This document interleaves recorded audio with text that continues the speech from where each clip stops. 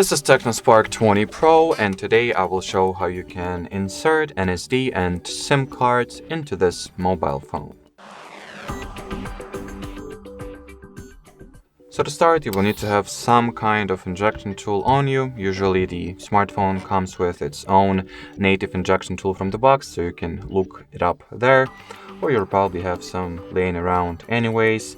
Even if you don't, you can just use a needle or the unfolded paper clip will do just fine. Anything that is small enough to be inserted into this little hole at the side.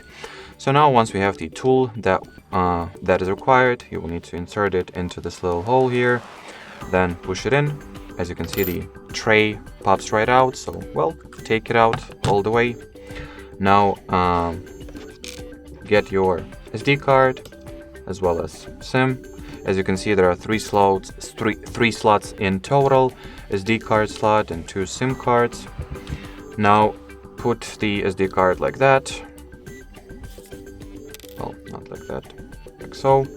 Then slot the SIM card right in this way, and then simply put this tray or put this carrot inside the phone.